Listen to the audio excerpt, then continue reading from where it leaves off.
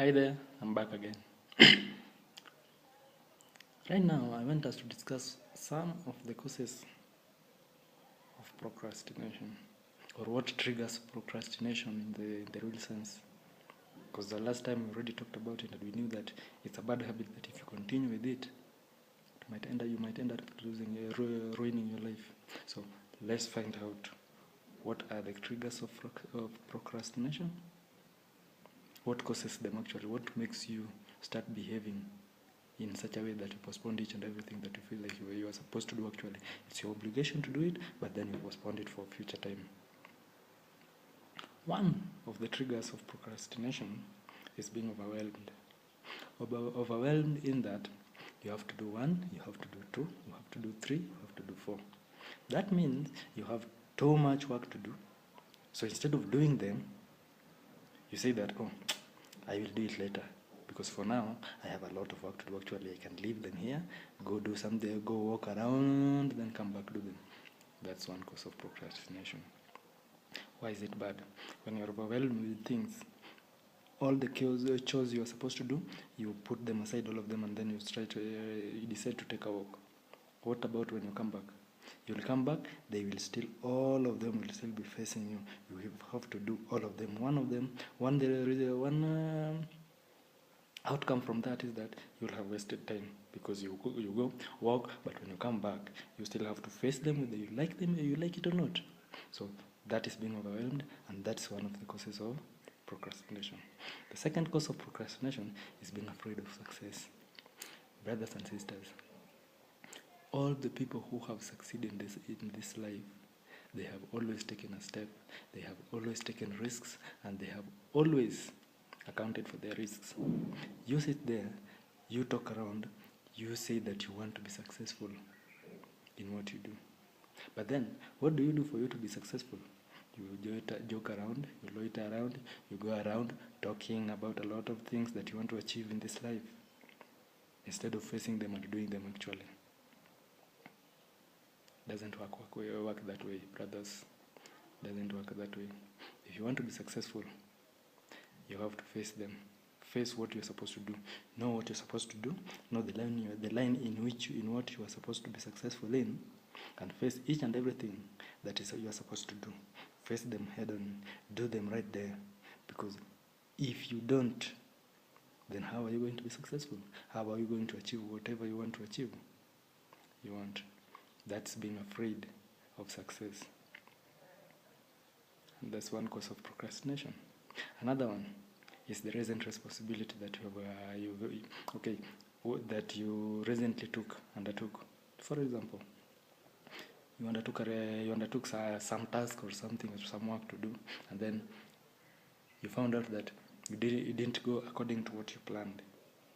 What happens when the next time you feel like you want to do something else, you postpone it for the next time? That's one way of explaining it. The second way is you've recently done something. After doing it, you feel like you're very tired that you cannot do another thing at that moment.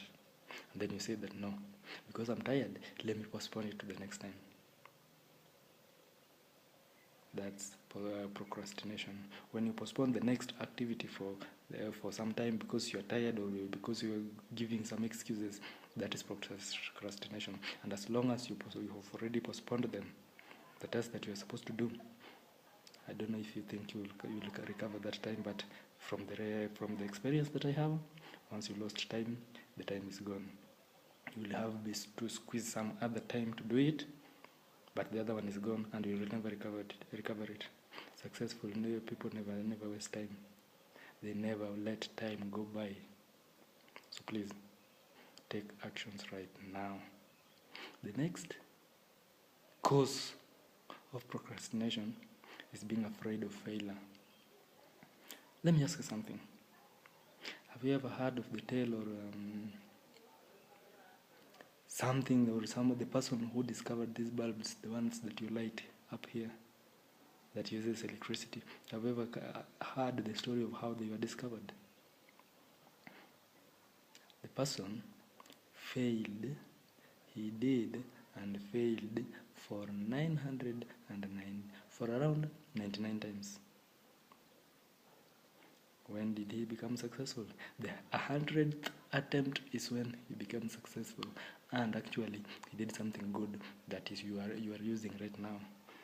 All others on the bulb, they are just improvements, but the main theory or the main discovery at the back of it was done several years ago, and the person failed 99 times before doing it there for the next time, and he became successful. So please don't be afraid of success, or don't be afraid of failure.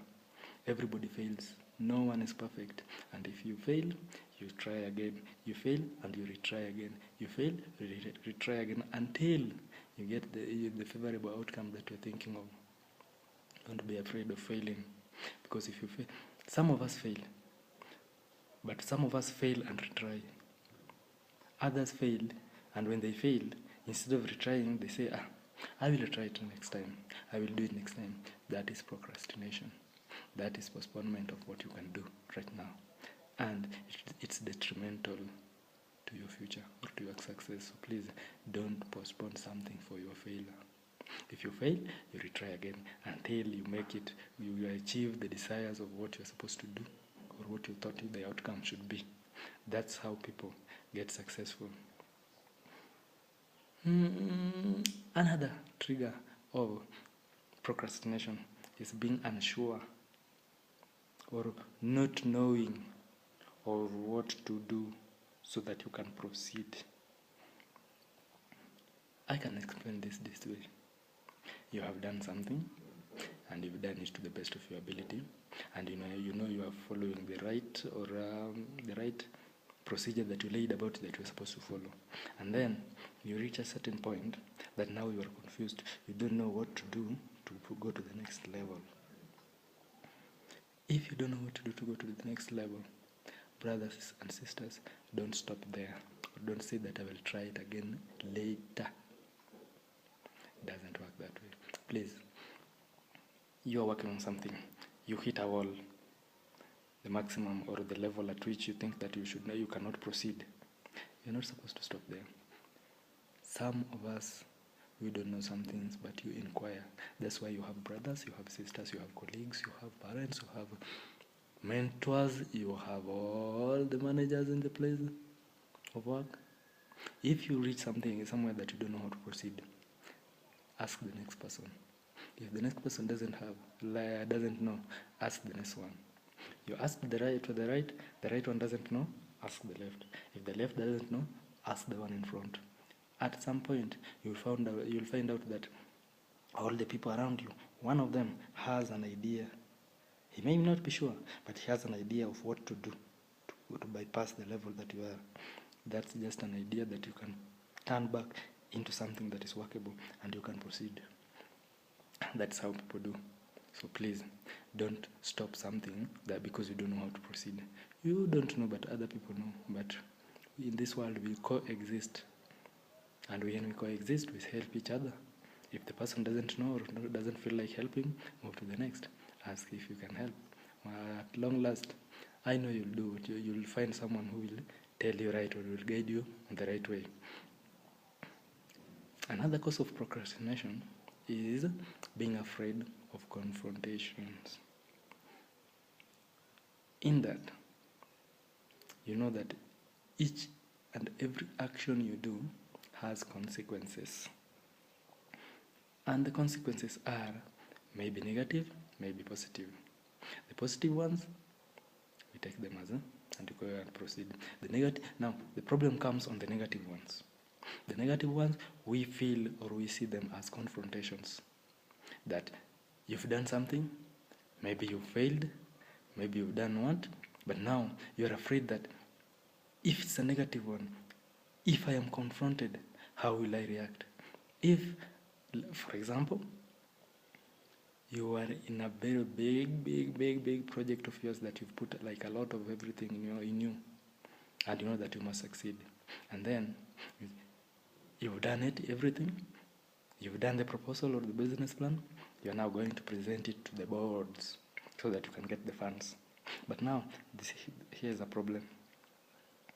You know very well that there's some part that is lagging behind that you're not understanding very well. Now, you, instead of finding a way out of it, you are afraid that when you go, you present it, there are a lot of questions that you will come across, and you don't know how to respond to those questions. My friend, those questions are just like a platform for you to step on to move to the next level. So, and those questions are examples of confrontations. You are going to meet confrontations wherever level you are, wherever place you are, whether you are a student, whether you are a lecturer, whether you are a manager, whether you are a casual worker. There are always confrontations, and learn on ways of overcoming those confrontations. And as long as when you overcome those confrontations, this disease called procrastination will never be on your way. Will never be on your way. Whatever you like, or however much it tries to happen, you will always face it head on and will proceed. Quite good. And now we are on the last cause of procrastination.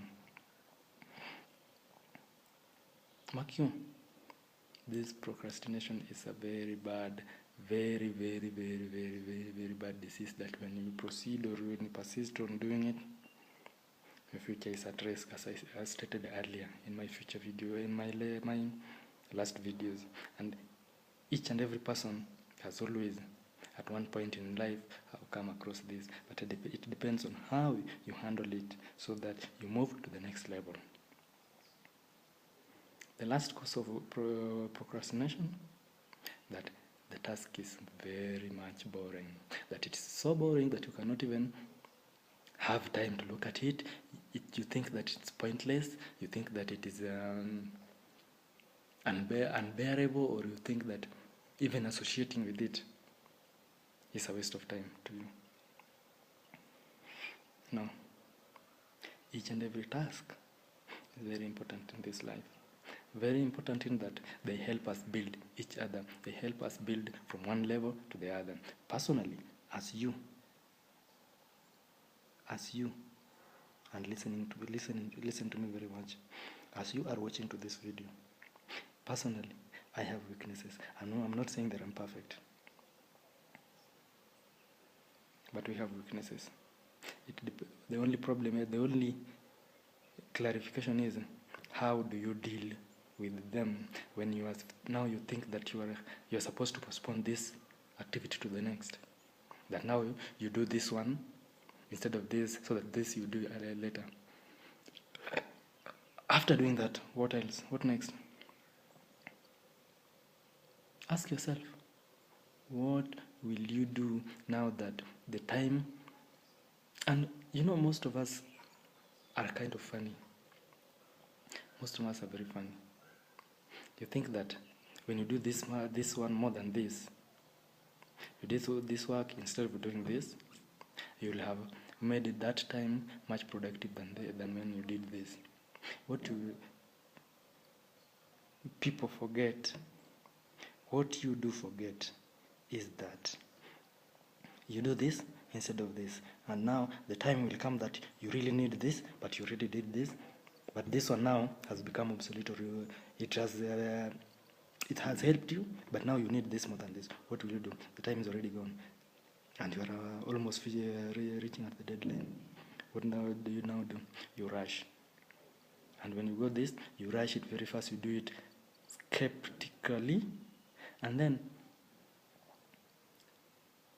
with the one that you do by rushing, I'm 100% sure, and I tell you very much with the confidence that it won't be perfect, to the perfect of what you can do. If you do it at rush, you're not giving it much time that you're supposed to give it, and it will be skeptical. And who likes skeptical work actually? Who likes skeptical work? It will be a rough, like you'll do it as a rough work. You'll do it as something that is not much important, or maybe you treat it as important, but you don't give it much attention because now the time is over and you have to do it and meet the deadline. You will be at risk, and that thing will not be perfect. And if it is not perfect, my brothers, my sisters, you're wasting time, and your productivity is being lowered. And when you lower your productivity, your success is hindered. Thank you very much for listening. I will come next time for the next video.